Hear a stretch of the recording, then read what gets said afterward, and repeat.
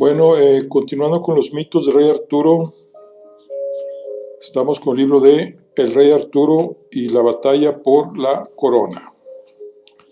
Y vamos a iniciar el capítulo 3, que se llama Ordalia. Capítulo 3, que se llama Ordalia. Bueno, los tres caballeros se hallaban frente al improvisado tribunal, despojados de sus armas, que descansaban a los pies del rey Leodegrance. Junto a él se encontraban los reyes de Bretaña la Menor, los soberanos, duques y señores de los reinos anglos aliados del pretendiente, y el propio Arturo, que junto a Merlín permanecía de pie frente a la escena que se desplegaba ante sus ojos. Las tropas se hallaban ya dispuestas para iniciar el camino hacia el norte cuando se había iniciado el tumulto. Arturo había enviado espías a los caminos circundantes sin imaginar que podrían producirse capturas también en el seno de los suyos. Los tres caballeros habían sido descubiertos mientras recogían sus enseres y se disponían a marcharse, dejando atrás su compromiso con el joven rey.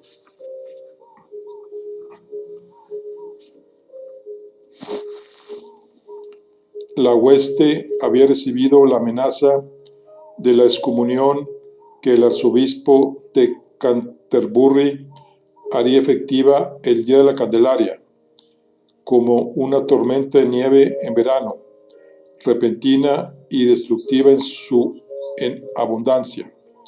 A duras penas, el pretendiente había contenido el disgusto de los reyes que, sin embargo, habían mantenido a raya sus tropas, en apariencia, antes dispuestas a arriesgarse al infierno que a la desobediencia.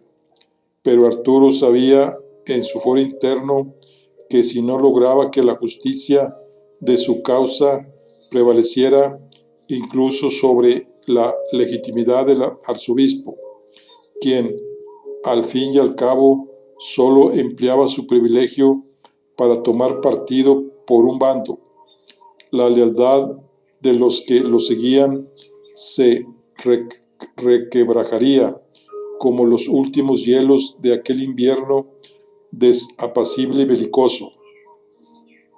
Tal como había temido, se hallaban ahora en el claro en que se había alzado el palenque. A toda prisa habían dispuesto en la tarima los asientos para los reyes, habían encendido las hogueras en las cestas de forja para combatir el frío de aquella mañana de enero, y se habían concentrado sobre la hierba pisoteada en la que había comenzado a nacer la hermandad entre los aliados de Arturo. La tropa se agolpó alrededor, en el silencio roto tan solo por el suave crepitar de las llamas. Fidelidad, honestidad y lealtad a la palabra dada, habló por fin Leodegrance, con expresión pétrea y una mirada furibunda que parecía horadar las conciencias de los tres hombres. Somos los votos de la caballería, son los votos de la caballería que habéis quebrantado al intentar abandonar a vuestro rey. En la tierra de la que procedo, estos hombres serían juzgados por traición, dijo el rey Bojores. Arturo los observó en silencio, circunspecto. Los tres caballeros parecieron enrojecer ante las palabras del rey bretón, que levantaron un murmullo entre los asistentes. Reconocía a dos de ellos como fieles a la casa de Pendragón, El tercero y más joven, que no osaba levantar la vista del suelo, había acudido acompañado a Leodegrance como banderizo. Sir Harald, a vos me dirijo, pues de vuestro honor he respondido en otras ocasiones con mi palabra, dijo el rey de Cameler, y el interpelado tomó aire antes de mirar a los ojos. No puedo acusaros de traición, pues ningún juramento os une a esta causa a ninguno de vosotros. Miró a su alrededor. La multitud le devolvió la mirada atónita, y sin embargo vuestro honor quedó comprometido. Decidme, ¿qué ha cambiado? ¿Acaso pretendáis abandonaros para uniros a los 11? Jamás. El joven caballero dio un paso adelante con la frente pelada de sudor y la mano en el pecho. Por mi vida os juro que no es así. Señores, dijo entonces Arturo, dirigiéndose a los dos caballeros restantes, me habéis seguido a batallas que parecían sin esperanza.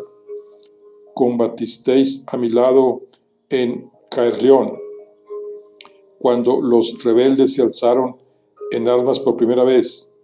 La fuerza de vuestros brazos me ayudó a romper el asedio de Rienzi contra Carojais, y es ahora, en el alba de la batalla más importante de todas, cuando queréis abandonarme. He combatido a vuestro lado, y jamás os tuve por cobardes. ¿Podéis negar, pues, que me habéis traicionado? Nunca, exclamó un caballero de barba castaña llamado Sir Cuthbert, que se había unido a Arturo tras el milagro de la espada de la roca.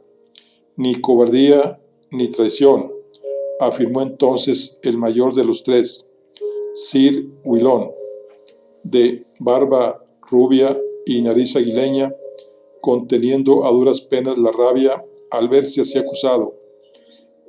Prometimos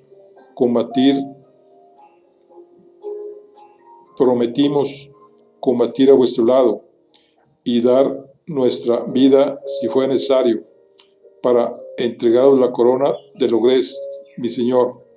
Nuestra vida, no nuestras almas inmortales. Hemos vertido nuestra sangre por vos y continuaríamos haciéndolo si no pesara sobre ellas el temor al fuego eterno. ¿Podéis acusarnos acaso de no atrevernos a arriesgar la mismísima salvación de nuestra alma? Sus palabras despertaron un rumor entre los huestes arracimada en torno al improvisado juicio, un zumbido que resonaba en los oídos de Arturo desde el anuncio de la inminente excomunión, y lo seguía paso a paso cuando inspeccionaba las tropas y los pertrechos antes de la partida, cuando recorría el campamento por las noches. Incluso lo veía agazapado en las miradas graves de los bretones y en los ojos claros de Leodegrance. Habían recibido ceñudos la noticia de la condena que pretendía imponerles el arzobispo. El rey Bojores, un titán acostumbrado a derramar sangre, pero de devotas convicciones, se había mostrado furioso. Alzarán el vuelo, había dicho Leodegrance, debéis prepararos. En el camino no cesaban de abrirse a sus pies pozas de desconfianza y confusión que amenazaban con tragárselo y arrastrarlo a las profundidades. La duda, oculta tras una máscara de arrojo, se acompañaba en sus mientes y hallaba en estos tres caballeros nobles pero temerosos de Dios sus principales valedores. Muy pronto otros seguirían su ejemplo si no hacía algo por evitarlo. Traición, insistió el rey Pojores. Muerte. No, según las leyes de nuestra tierra. Leodegrance negó con la cabeza. Pero sabed, caballeros, que no podemos dejaros marchar, pues después de que nos deis la espalda de este modo, vuestra palabra vale para nosotros menos que nada. No podéis esperar que nadie aquí os crea cuando decid que no vais al encuentro del enemigo. Conocéis nuestros efectivos y nuestras intenciones. La multitud murmuró, expectante. Inquieto, Arturo acarició el pomo de Excalibur. La espada de la profecía acompañaba cada uno de sus movimientos en aquellos días de zozobra. La extrajo de su vaina y se hizo el silencio. Su resplandor frío y opaco concentró todas las miradas, pero nada amenazador había en el rostro de Arturo. Parecía más bien tristemente decidido. ¿Reconocéis a Excalibur, Sir Gaulión? Se dirigió al caballero de la barba rubia, que no apartaba la vista de la espada. Él aquí. Habláis de salvar vuestra alma inmortal, de la voluntad de nuestro Señor, cuando fue su dedo el que me señaló para reinar sobre esta tierra de nuestros antepasados. La alargada sombra de la espada que acariciaba los pies de los tres desertores tenía forma de cruz. Los reyes bretones lo observaban con interés. Leodegrance, expectante, hacía fuertemente los brazos del improvisado sitial.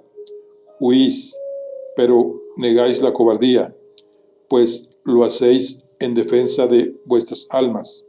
Continuó Arturo, sus pasos sobre la hierba aplastada, estruendosa, en el silencio provocado por la visión fulgurante de la espada. Negáis la traición, pero me abandonáis y al hacerlo habéis dado alas a quienes me acusan de falsario. Habéis perdido la fe en mí. ¿Qué vais a hacer?, preguntó alarmado Sir Wilón. Arturo hizo un gesto a Kay, que le entregó su cota de malla, se la ajustó y se puso en guardia. Vuestro ejemplo asesta un golpe mortal a mi causa, señores, tan grave como si os lanzarais en armas contra mí. Comprobemos cuál es la verdadera voluntad de nuestro Señor. Armaos. Pero, mi Señor, jamás osaríamos levantar arma contra vos, respondió Sir Cuthbert, la angustia palpable en su voz. ¿Preferís ser acusados de traición? No tenéis otra posibilidad, repuso Arturo. En tiempos de mi padre, el rey Utherpendragón, los traidores a la corona eran sometidos a una ordalía,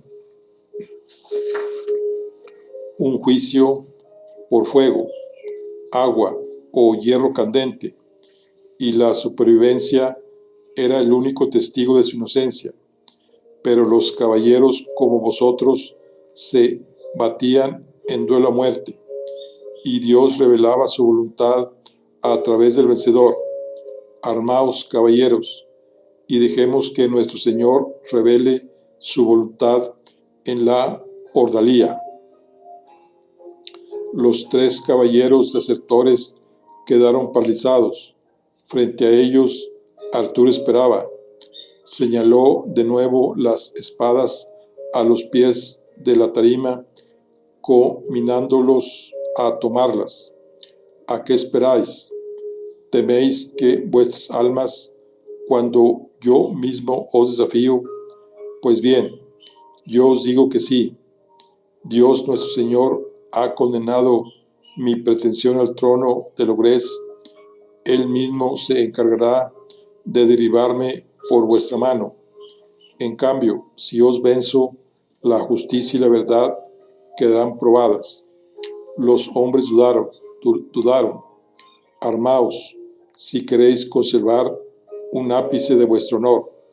Los tres caballeros, titubeantes al principio y decididos al poco, se pertrecharon con espada y cota y se encararon con Arturo ante la mirada atónita de los ahí presentes. Tras un instante de duda, Sir Guilón fue el primero en atacar, abalanzándose con un rugido sobre el pretendiente, que esquivó fácilmente su estocada y lo golpeó en la espalda con el pomo de Excalibur, haciéndolo trastabillar. Acometió entonces al joven Sir Harald, más alto que Arturo, pero torpe de ademanes. El joven rey blandió la espada con ambas manos y la descargó en su flanco, hiriéndolo. El rubicundo se llevó la mano al costado y trató de punzar el vientre de Arturo, que frenó su estocada y aguijoneó su muslo. El caballero cayó al suelo y al desplomarse acuchilló la pierna de Arturo, que con una maldición lo golpeó con el pie y se volvió para hacer frente a Sir Cuthbert, aún titubeante. Mientras Sir Guilón se ponía en pie, Sir Cuthbert lanzó a Arturo una estocada, que aquel esquivó, empujándolo sobre Sir Harald, que trataba de levantarse. Cayeron ambos al suelo. El castaño Cuthbert se incorporó y embistió a Arturo, que le devolvió la estocada con tal fuerza que el acero del caballero se quebró en dos partes.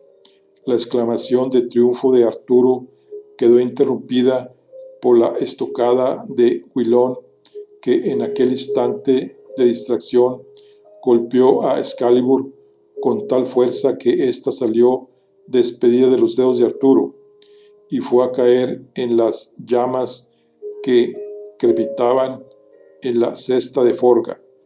Sir Guilón acometió de nuevo y Arturo se agachó para hacerse con el acero quebrado de Sir Cuthbert, que blandió contra Guilón, desgarrando su muñeca y haciéndole perder la espada.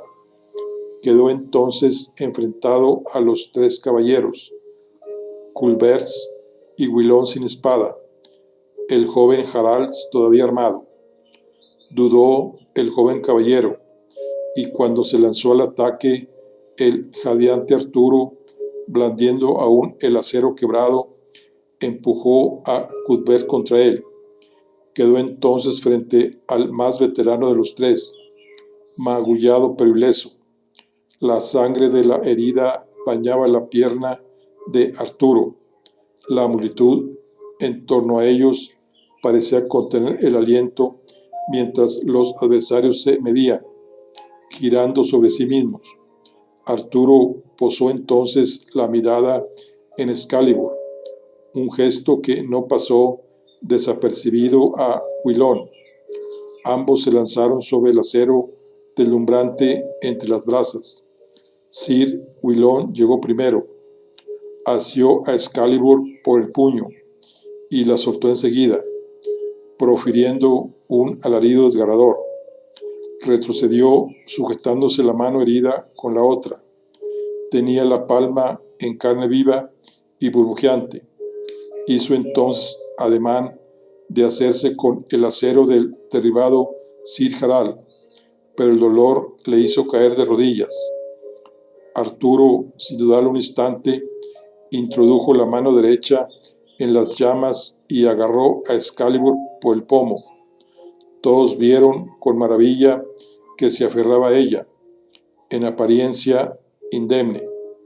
La giró sobre su muñeca, lanzando dos estocadas al aire, y se encaró con los tres caballeros, que permanecían en el suelo, atónitos, contemplando con los ojos desencajados al hombre que había extraído la espada de las llamas.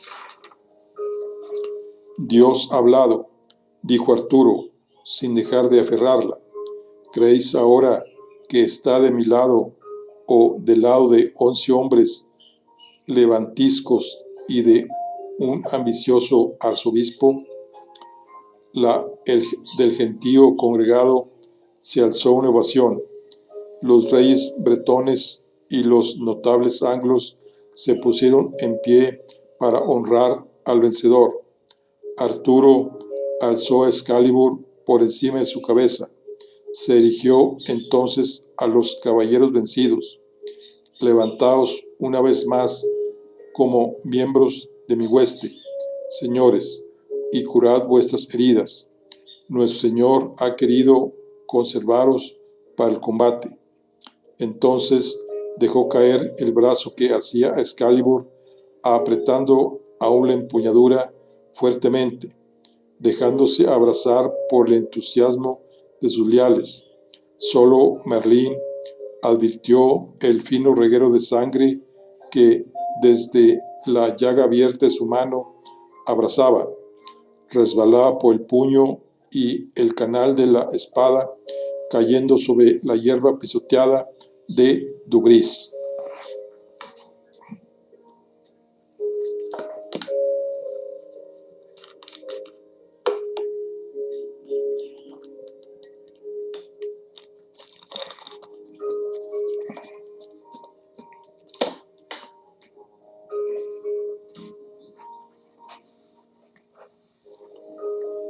La partida hacia el norte se había retrasado otra jornada por causa de los últimos acontecimientos.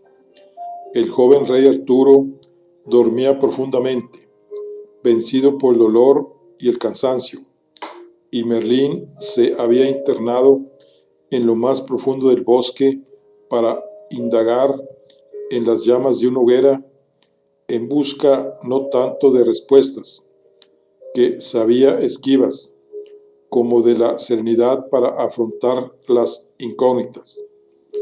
Con la visión de la sangre de Arturo todavía fresca en sus pupilas, el mago escrutaba las llamas desasosegadas por los muchos peligros que todavía podían salir al paso de todo aquello por lo que tan largamente había laborado: la entronización del cuarto soberano de Logres, que el dragón le había anunciado muchos años atrás, aquel que, en virtud de su sangre mestiza y una nueva sensibilidad, sería capaz de gobernar con ecuanimidad y justicia a britones y anglos.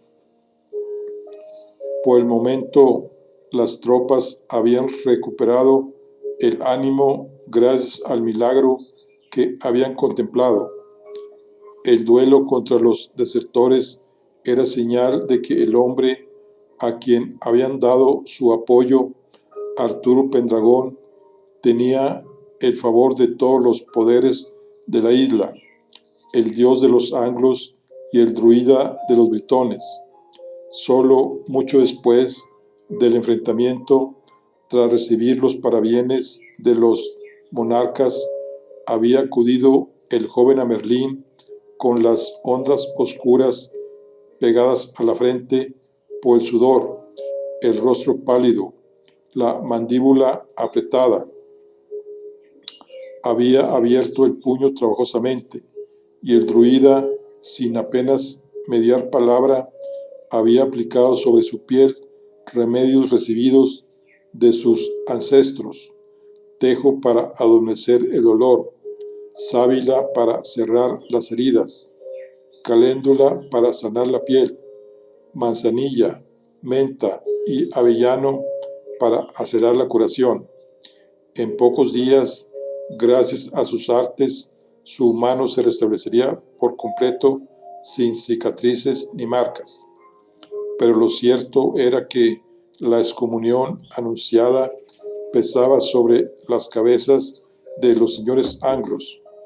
Eran todos nobles gobernantes y terribles guerreros, pero también eran supersticiosos y recelosos de la sabiduría y el poder del dragón que él, el último de los druidas, encarnaba.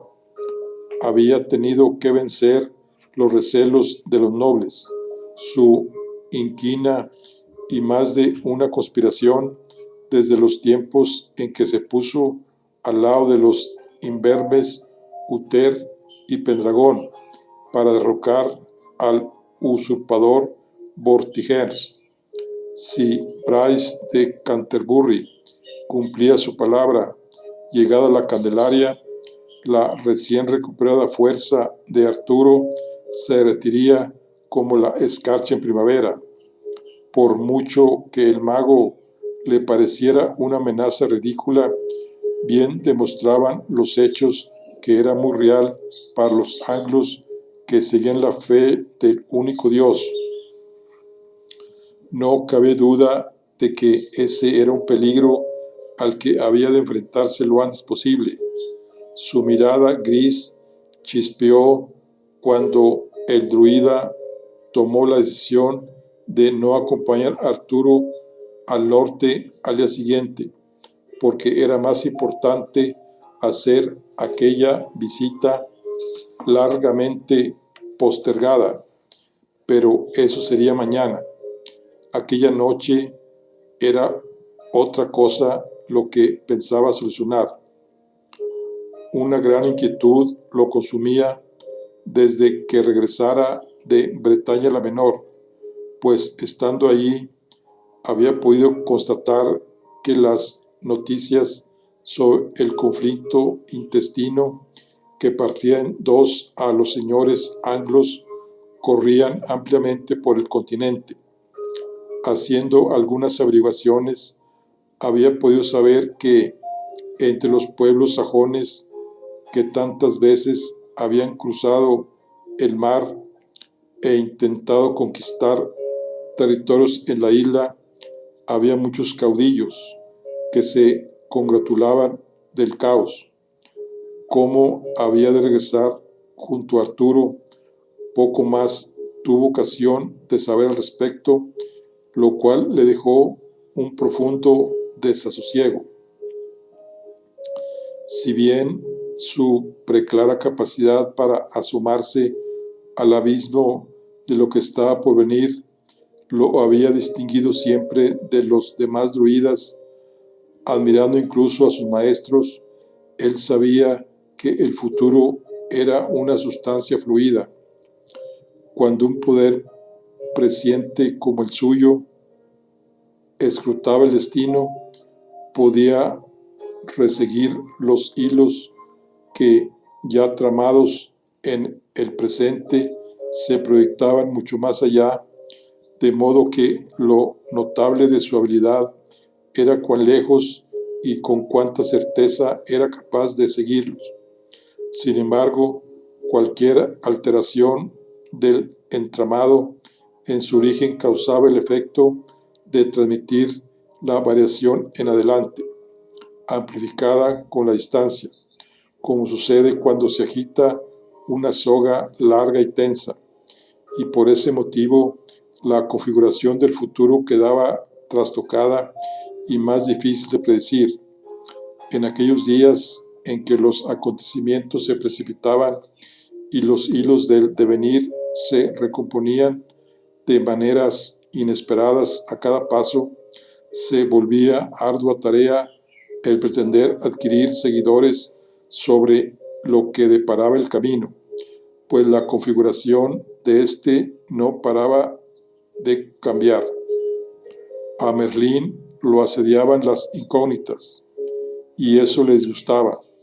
Arturo y él habían puesto sus esperanzas en un ardid para desorganizar el ejército enemigo, desarreglar sus movimientos, entorpecer sus ataques y ponerlo en desbandada, pero había de admitir que era una esperanza precaria, y por mucho que el druida se esforzara por escrutar el futuro, no veía una configuración estable de los hechos, sino centenares de ellas, pues los hilos no estaban tramados en el presente, sino que se agitaban como por efecto de un viento huracanado, buscándose unos a otros sin acabar de decidir cómo enlazarse.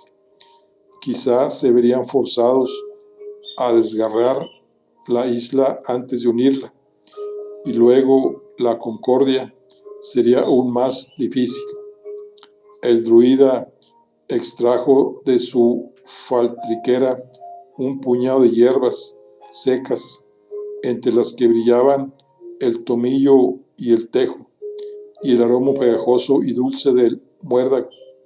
Las desmenuzó, aspiró su aroma y las arrojó al fuego, y se dejó adormecer mientras una humareda espesa y plagada de sombras ondulantes aumentaba, se desbordaba y devoraba el lugar por completo.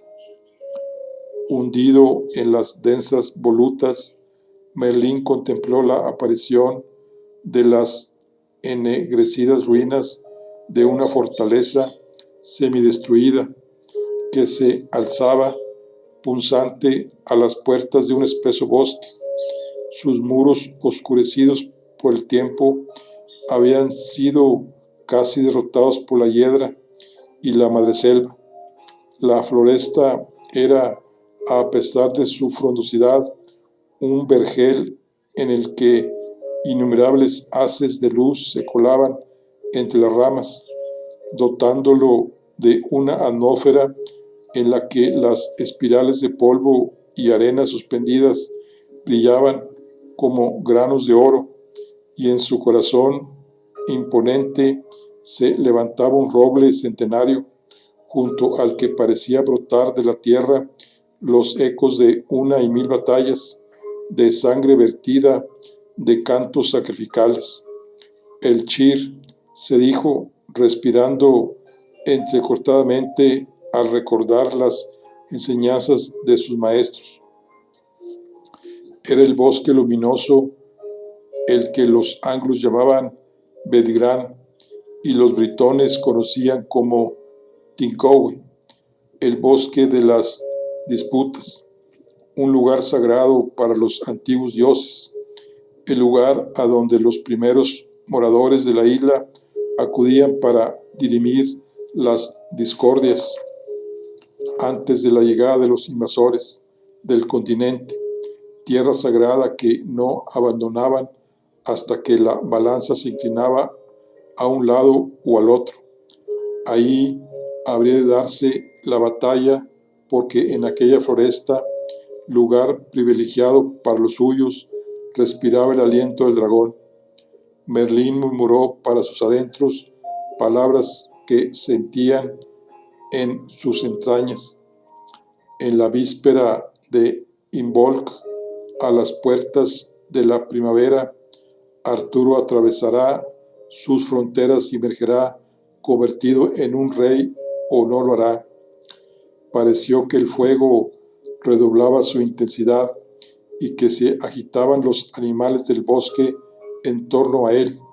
En la visión, un río descendió con aguas teñidas de sangre, mientras poco a poco la humareda comenzaba a disiparse. El hechicero sintió que el ritmo enfebrecido de su corazón se calmaba poco a poco.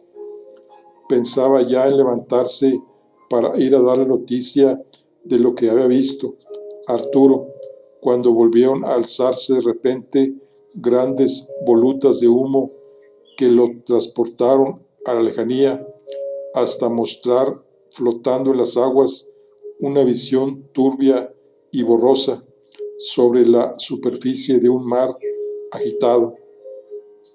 Centenares de esquifes de velas negras, violentamente golpeadas por la corriente, repletos de brutales guerreros armados con hachas y mazas, combatientes de cabellos rojos y rubios, con los rostros ornados de pinturas arcaicas, vestidos con pieles, los ojos furibundos, ávidos, implacables, que navegaban atravesando las nieblas del tiempo.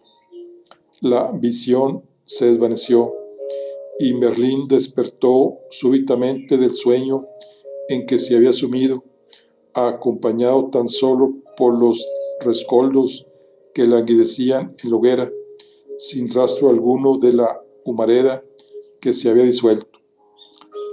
Aquel último rizo del porvenir que había logrado vislumbrar quedó danzando en sus profundos ojos grises, inundados por el temor.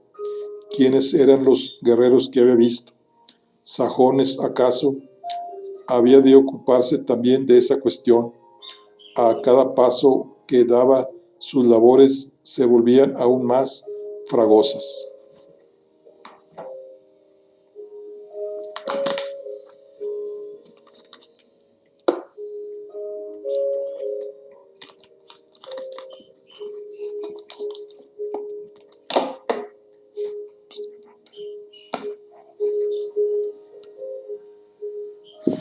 Los días siguientes, Arturo recordaría las palabras de Merlín como un sueño entre sueños. El joven pretendiente había abierto los ojos en la penumbra, repentinamente sobresaltado, y había encontrado frente a sí al druida. Aún era de noche. «Recuerda mis palabras, Arturo», le dijo Merlín. «Dirige tus pasos al bosque de Bedigrán. Será ahí, bajo sus frondosas ramas, donde se decida el curso de tu enfrentamiento con los 11 reyes. Parte sin demora, es preciso. Ahí nos encontraremos». Arturo no recordó haber caído de nuevo en el sueño, ni al druida abandonando su tienda, pero despertó con esa palabra rondando sus mientes. Bedigrán, el bosque de Bedigrán. No hubo quien hallara rastro de Merlín en el campamento, pero cuando Arturo consultó los mapas, celebró la ocurrencia de su consejero, pues el bosque presentaba una situación idónea, de amplísimo tamaño y frondoso follaje. Era perfecto para, tal como habían hablado, tender una emboscada a los 11 reyes en su camino hacia Logrés. Además, se hallaba cerca de villas afines a Arturo y a una distancia practicable desde Camelers. Ahí, junto al río Idle, se conservaban las ruinas de una antigua fortaleza de los primeros invasores anglos que llegaron a la isla, cuya estructura a buen seguro que podía guarnicionarse para asegurar en ella el campamento. Cuando propuso el destino a sus aliados, estos lo juzgaron una opción excelente y se mostraron de acuerdo. Se inició un viaje incansable por caminos de tierra, mientras los hielos se derretían y el aire gélido de la mañana da paso a un sol pálido que poco a poco alumbraba nueva vida en los campos y nuevo aliento en los músculos. Tras intensas deliberaciones, Arturo decidió, siguiendo el consejo de sus pares, evitar atravesar las densas florestas de Windsores y dar un rodeo por el paso de Sutraig hasta Astolar, y de ahí de villa en villa hasta Silchester. Atravesaron el curso alto del Temesi y llegaron hasta Oxnafors. Por el camino no dejaban de unirse a ellos contingentes de tropas leales. Mientras el ejército seguía rumbo al norte en una columna cada vez más larga, Arturo enviaba exploradores camino adelante y cabalgaba al frente de sus hombres a través de una nube de polvo. el relinchar de las monturas y el tintineo de las espuelas y las armaduras.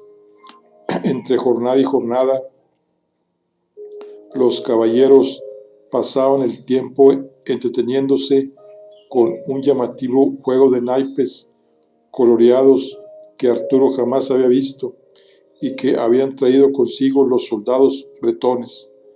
El rey Ban, que cabalgaba junto a Arturo, le explicó su significado, y éste se bebía sus palabras sobre Bretaña la Menor, que Arturo ansiaba visitar, y sobre los hechos de armas de Utterpendragón y las muchas ocasiones en que habían desenvainado juntos sus aceros.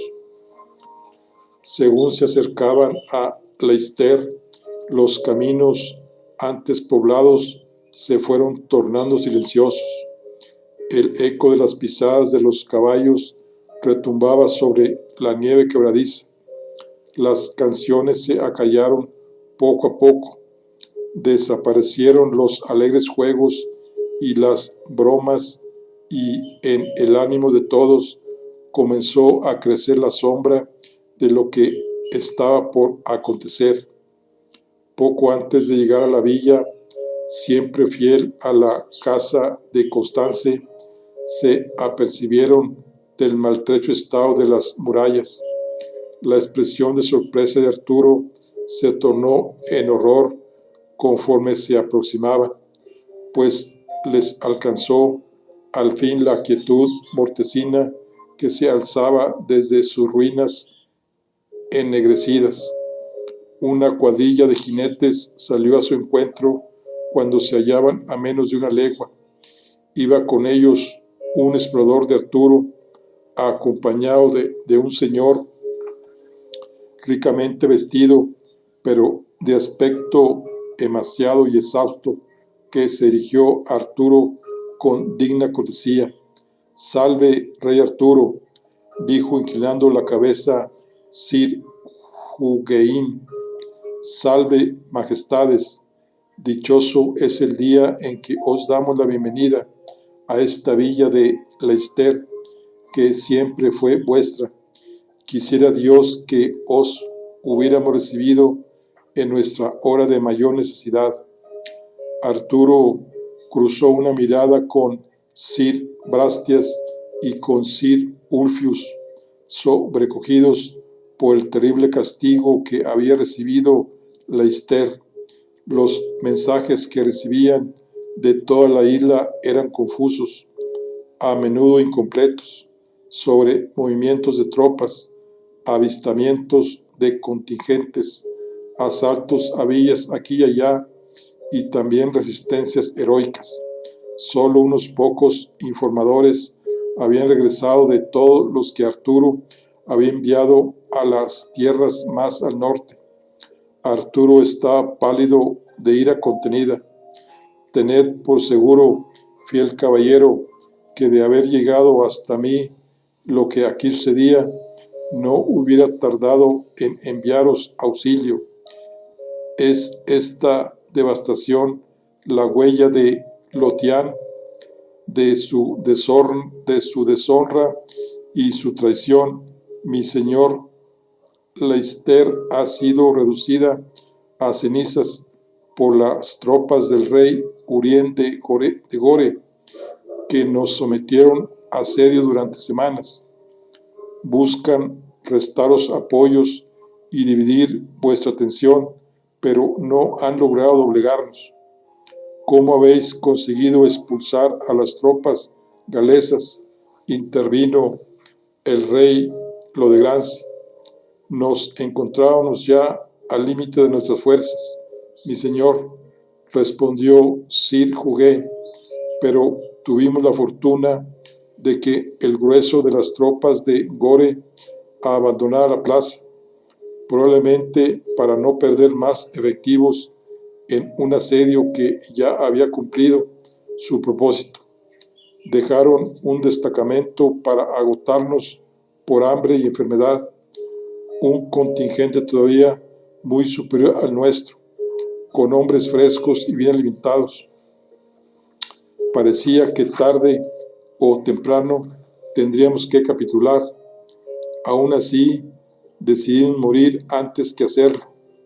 Nos congraciamos con nuestro destino, hicimos las paces con Dios y nos preparamos para realizar una última salida y causarles el mayor daño que pudiéramos. Entonces fue cuando llegaron ellos, los caballeros sin estandarte. Arturo frunció el ceño, cruzando la mirada con sus más cercanos. Todos se mostraban tan extrañados como él ante aquella declaración. Disculpadme, noble señor, pero no sabemos a quién os referís, repuso Arturo. Relató el otro entonces. Creíamos que se trataba de vos, hasta que pudimos ver que no portaban pendones ni divisa alguna que mostrara su ascendencia. Los acuchillaba un joven, los acaudillaba un joven caballero de ojos verdes, armado con un hacha, y atravesaron sin piedad ni mesura las filas de los sitiadores con vigor y destreza nunca vistos. Aplastaron a los de Gore como una tormenta del norte que arrasara los campos de trigo. Nos libraron, Señor, y luego se marcharon tan pronto como recibieron el magro alimento que pudimos darles y descansaron de sus valerosos esfuerzos. No revelaron sus nombres. El joven rey estaba admirado. En cuanto a su identidad, nada dijeron, mi señor, pero sus acciones hablaban por ellos. Sabed que contáis con muchos amigos inesperados que combaten por vos y por los vuestros, aliados que luchaban a su favor, pero se ocultaban en las sombras. Arturo sintió sobre su frente el peso de la corona cuando temió por las vidas de aquellos que lo apoyaban. No solo sus caballeros, soldados y banderizos, también las gentes, campesinos y comerciantes, que como los indefensos y masacrados habitantes de Leicester vivían ajenos a las intrigas de los grandes salones y sin embargo pagaban por ellas. Mi señor, llamó su atención el explorador que acompañaba a Sir Huguein, sacándolo de su ensimismamiento. Hemos sabido que las tropas de los 11 marchan hacia el sur y que descienden por el camino de Rostock. Un murmullo se levantó entre los que lo escucharon.